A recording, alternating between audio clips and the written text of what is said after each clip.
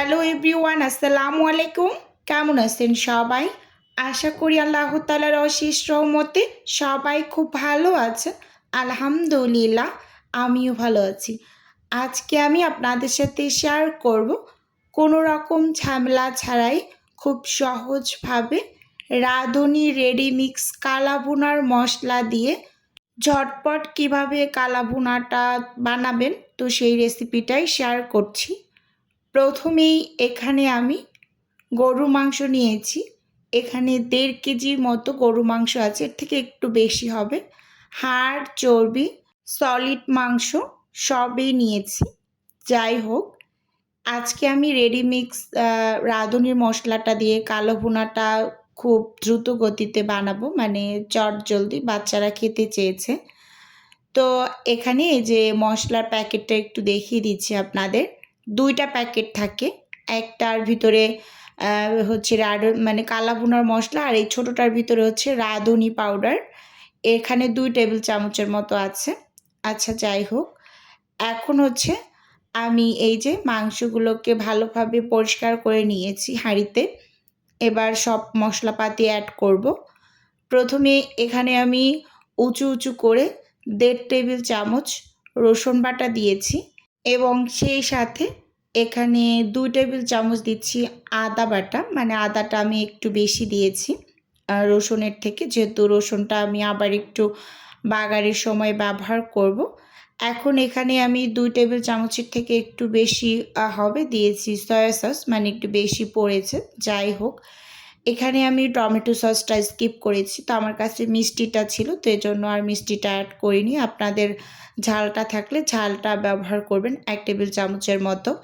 এখানে আমি এখন সবুজ এলাচ, তারপর দারুচিনি দিয়েছি অল্প করে, আর দিয়েছি এখানে লবঙ্গ। এখন যেই কালা ভুনার মশলাটা আমি নিয়ে এসেছি, তো মশলাটার একেবারে অল্প একটু পরিমাণ নিচের দিকে রেখেছি, আর পুরো মানে বেশি অর্ধেকটাই দিয়ে দিলাম। আর রাঁধুনি যে পাউডারটা সেটা কিন্তু একেবারে পরে ব্যবহার করব।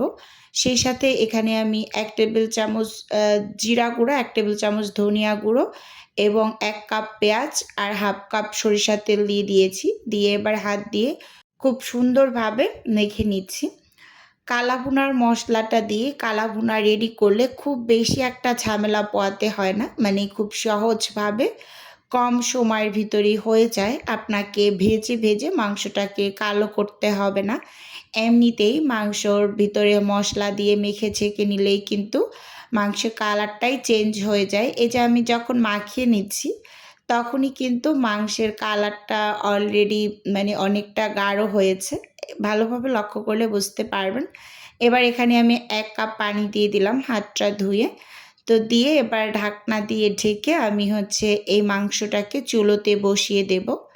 তো যে এখন হচ্ছে আমি চুলোতে বসিয়ে দিলাম, আর চুলোর আঁচটা একেবারে হাই হিটে রেখেছি।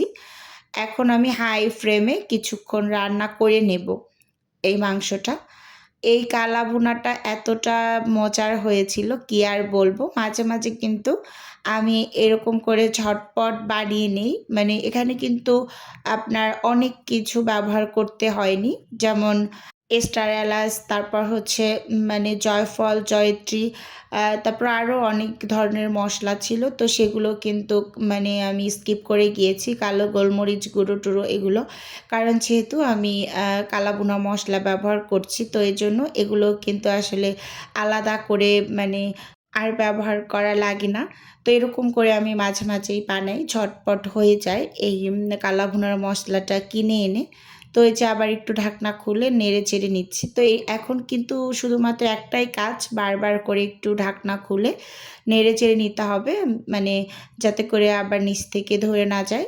তো সেজন্য হচ্ছে আমাকে বারবার করে ঢাকনা খুলে নেড়ে চেড়ে নিতে হচ্ছে। একটু পরপরই আমি এই কাজটা করছি। এখানে এখন আর কোনো টাইপের কাজ নেই, মানে যেই পানিটা বের হয়েছে মাংস থেকে, আর আমি যে ১ কাপ পানি দিয়েছি পানিটা একেবারে টানিয়ে নেব, মানে উপরে যাতে তেলটা বের হয়ে আসে এরকম আর কি। তো এটা করতে বারবার করে কিন্তু আমাকে নেড়ে চেড়ে নিতে হচ্ছে ঢাকনা খুলে খুলে।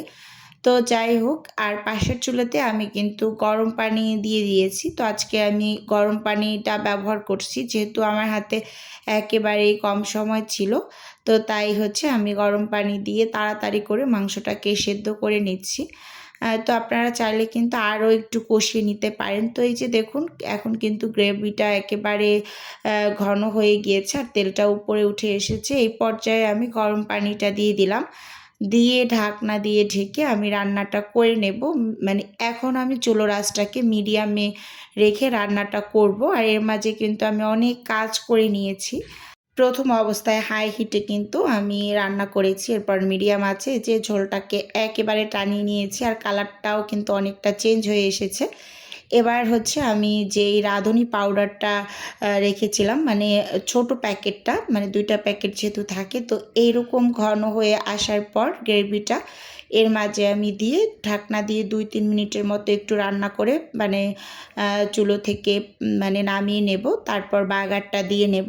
এভাবে করে কিন্তু কালো ভুনাটা খুব সহজেই আপনি বানিয়ে নিতে পারবেন। এতে কোনো রকম ঝামেলা নেই, মানে খুব সহজভাবেই এটা রেডি হয়ে যায়। এই যে দেখুন, এখন চুলোতে আমি একটা প্যান বসিয়ে দিয়েছি আর এখানে হাফ কাপের মতো তেল দিয়েছি। প্রথমে কিছু রসুন কুচি, সেই সাথে এখানে 4-5টার মতো হচ্ছে শুকনা মরিচ আমি হালকা করে একটু ভেজে নিচ্ছি। আর এখন আমি পাশের চুলোতে মানে কালো ভুনাটা একেবারে লো আছে রেখে দিয়েছি ঢেকে। আর এখানে বাগারটা দিয়ে নিচ্ছি, মানে বাগারটা রেডি করছি। আমি একটু বেশি করেই রসুন কুচি দিয়েছি। আমার কাছে রসুনের ফ্লেভারটা খুবই ভালো লাগে। কালা ভুনার ভিতরে একটু বেশি রসুন হলে এটা মানে কি বলবো, মারাত্মক লেভেলের একটা স্মেল আসে এর থেকে। আচ্ছা যাই হোক, তো খুব সুন্দরভাবে এই যে মানে এটাকে ভেজে নিচ্ছি। ব্রেস্তা ব্রেস্তা করে একটু ভেজে নেব, মানে কালারটা একেবারে গোল্ডেন হয়ে না আসা পর্যন্ত আমি এই যে পেঁয়াজ, রসুন আর এই মরিচ একসাথে তেলের মাঝে ভেজে তারপর কিন্তু বাগারটা দিয়ে নিচ্ছি। তো আপনারা খুব সহজভাবে এভাবে করে কিন্তু কালা ভুনাটা বানিয়ে নিতে পারেন। তো এখন এই যে আমি কিছুটা পরিমাণ মাংস দিয়ে ঢাকনা দিয়ে ঢেকে রেখে দিচ্ছি। সাথে সাথে ঢাকনা দিয়ে দেবেন, এতে করে পেঁয়াজ ব্রেস্তার স্মেলটা মাংসের ভিতরে খুব সহজভাবে প্রবেশ করতে পারে। তো আমি এখন হচ্ছে এই যে সেই মাংসগুলোকে চুলোতে দিয়ে এবার হচ্ছে বাগারটাকে মানে বাগারটা মাংসের ভিতরে ট্রান্সফার করে দিলাম। তো দিয়ে খুব ভালোভাবে হচ্ছে নেড়ে চেড়ে মিশিয়ে নিচ্ছি। তো খুব সহজভাবে কিন্তু কালা ভুনাটা আমার রেডি হয়ে গিয়েছে। এখন ভালোভাবে নেড়ে চেড়ে 2-3 মিনিটের মতো চুলোর উপর রেখে তারপর কিন্তু আমি নামিয়ে নেব। আর এটা বানাতে আমার প্রায় 2-2.5 ঘন্টা সময় লেগেছে। কি আর বলবো, আমার বাচ্চারা একদম অস্থির হয়ে গিয়েছে ক্ষুধায়। তো আমি এর জন্য খুব বেশি তাড়াহুড়া করছি যে ঝটপট খেতে দেব। তো এই যে এখন আমি এটাকে নামিয়ে গরম গরম অবস্থাতেই পরিবেশন করে নিয়েছি। যদি একটু ঠান্ডা হতো তাহলে কিন্তু কালারটা আরও জোস হতো। যেহেতু একেবারে গরম আছে এখন, তো গরম অবস্থায় কালারটা একটু আসতে সময় লাগে। কালা ভুনার সবসময় মানে কালারটা আসে একটু ঠান্ডা হয়ে আসার পর। তো যাই হোক, ওভারঅল আজকের এই ভিডিওটি আপনাদের কাছে কেমন লেগেছে চাইলে ছোট্ট একটা কমেন্টস করে আমাকে জানাতে পারেন।